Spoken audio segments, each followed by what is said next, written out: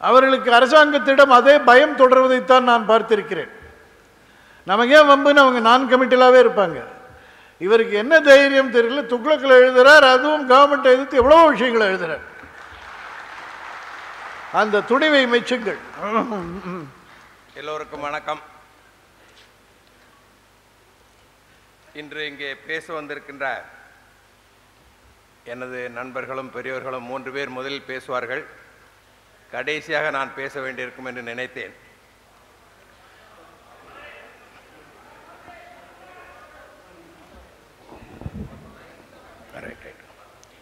இன்றைய தமிழகம், இன்றைய நிர்வாகத்தின் நிலை என்ற பொருள் பற்றி நீங்கள் பேச வேண்டும் என்று ஆசிரியர்கள் என்னை கேட்டபோது, நீதித்துறை, அரசியல், பொருளாதாரம் ஆகியவை பாதிக்கப்பட்டு இருந்தாலும் கூட நிர்வாகம் மட்டும் ஒழுங்காக நடந்து கொண்டிருந்தால் ஓரளவு நமது மாநிலம் தப்பிப்போகும் என்ற கருத்தை உடையவன் நான்.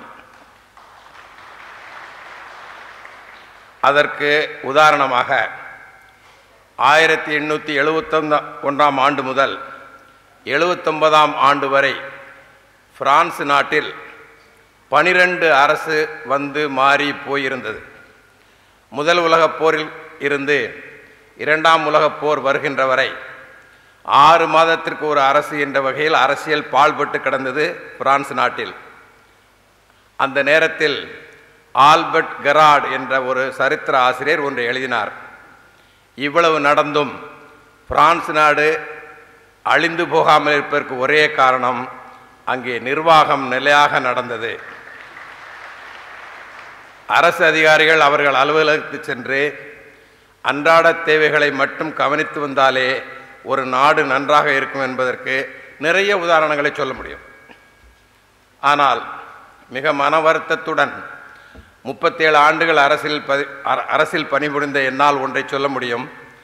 கடந்த 44 மாதங்களாக 1967 முதல் இந்த அரசு வருகிற வரைக்கு எந்த அளவு நிர்வாகம் சீர்கெட்டு போனதோ அதைவிட அதிகமாக இந்த காலகட்டத்தில் நிர்வாகம் சீரழிந்திருக்கு என்பதை நான் ஒரு அரசியல் கட்சியையோ ஒரு அரசியல் தலைவரையோ தாக்குவதற்காக இதை சொல்லவில்லை. உள்ளபடியே மனம் வருந்தி மிகவும் வேதனையுடன் இதை நான் எழுதி வந்திருக்கிறேன். உங்களில் பலர் படித்துக் கொண்டிருக்கிறீர்கள்.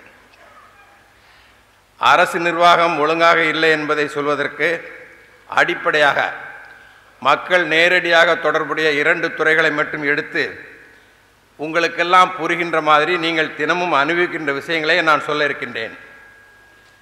அதற்கு முன்னுதாரணமாக அல்லது என்னிடம் வந்த சிலருடைய சொந்த விருப்பு வெறுப்புகளையும் அவர்கள் படுகின்ற பாடையும் பார்த்து நான் அதை இங்கே சொல்ல இருக்கின்றேன். எனக்கு மிக வேண்டிய நண்பர் ஒருவர் என்னிடம் வந்தார். ஐயா, நான் கனடாவில் சிட்டிசன் வாங்கியவன், அங்கே குடும்பத்துடன் வசித்தவன், இந்தியாவுக்கு திரும்பி வந்து விடலாம் என்று நிறைய பணத்தை கொண்டு வந்து இங்கே ஒரு 10 வருடமாக இருந்தேன். ஆனால் இப்பொழுது நான் எல்லாவற்றையும் பார்த்துவிட்டு இது சரியல்ல, நான் திரும்பி போய்விடலாம் என்று முடிவு பண்ணி எனக்கு சொந்தமான ஒரு நிலத்தை விற்க முயற்சிக்கிறேன். அந்த நிலத்தை விற்கும்போது தான் நான் கண்டுபிடித்தேன், நான் வாங்கும்போது சரியாக பார்க்கவில்லை. அங்கே அந்த நிலத்தில் எனக்கு விற்ற நபர் இதற்கு முன் ஒரு 9,000 ரூபாய் கடன் வாங்கியிருக்கிறார். அந்த கடன் வில்லங்கம் என்று இருப்பதால் இதை நான் விற்று ரிஜிஸ்டர் பண்ண விடவில்லை. இது உங்களுக்கு புரியும் என்று நினைக்கின்றேன். சின்ன விஷயம். இந்த 9,000 ரூபாய் கடனும் பழைய நிலச்சுவாண்டார் அரசிடம் விவசாய கடனாக வாங்கியிருக்கின்றார். அந்த விவசாய கடனை தான் இந்த அரசு வந்தவுடன் முழுவதுமாக 7,000 கோடியை நாங்கள் தள்ளுபடி பண்ணியிருக்கிறோம், பெரிய அளவில் விளம்பரப்படுத்தினார்கள், உங்களுக்கு தெரியும். அப்படி தள்ளுபடி பண்ணப்பட்ட கடன்களில் ஒன்று. ஆனால் என்ன நடந்திருக்கிறது என்றால், கடனை தள்ளுபடி பண்ணிய உத்தரவு அரசிடமிருந்து எல்லா கலெக்டர்களுக்கும் போகவில்லை. கலெக்டர்கள் அதை வாங்கி வைத்திருந்தும் அதை ஒரு உத்தரவாக மாற்றி கீழே இருப்பவர்களுக்கு அனுப்ப வேண்டும், அதையும் செய்யவில்லை. ஆக ஏற்றளவில் இது இருக்கிறது. ஒரு தனி மனிதன் சென்று தனது நிலத்தை விற்க கஷ்டப்படுகிறான். சரி, எப்படி செய்வது?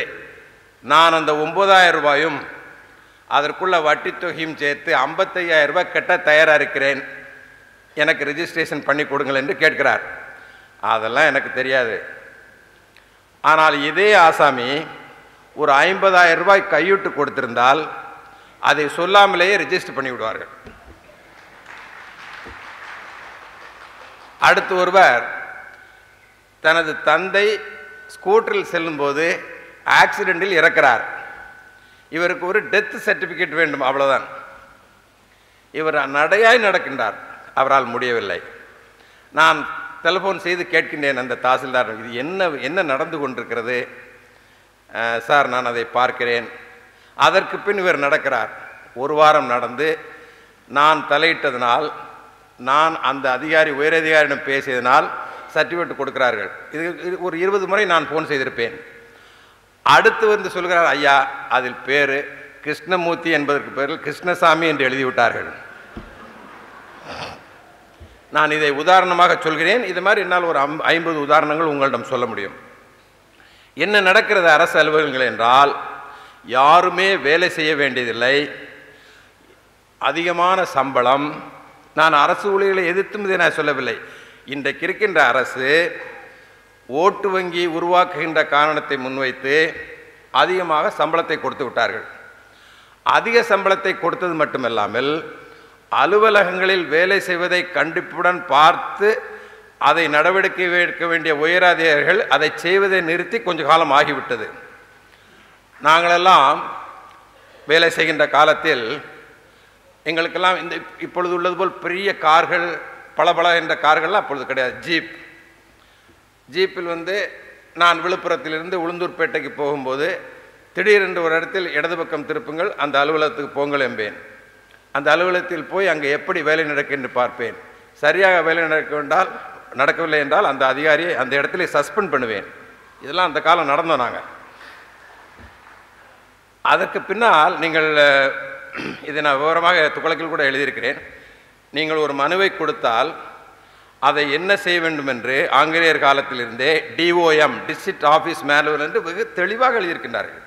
3 நாள்களுக்குள் அதை பதிவு செய்ய வேண்டும், 5 நாள்களுக்குள் நடவடிக்கை எடுக்க வேண்டும். ஒவ்வொன்றுக்கும் தெளிவாக இருக்கிறது. ஒரு தபாலை எப்படி உடைக்க வேண்டும், யார் முன் வைத்து உடைக்க வேண்டும். தபால் 2 வகை. என் பெயரை எழுதி கலெக்டர் என்று வந்திருந்தால் ஒரு வகை, வெறும் கலெக்டர் இருந்தால் ஒரு வகை. இது மாதிரி நிறைய இருக்கு, விவரமா இருக்கு. இதையெல்லாம் செய்வதை நிறுத்திவிட்டார்கள். தபால் எல்லாம் எடுத்து ஒரு கட்டி வைக்க வேண்டியது. யாராவது ஒரு பார்ட்டி ஆள் மூலமா அப்ரோச் பண்ண அப்ப தேடி எடுக்க வேண்டியது, திருப்பி கொண்டு வாங்கங்கிறது. இது நான் யாரையும் குறிப்பிட்டு சொல்ல, இதுதான் நடைமுறை.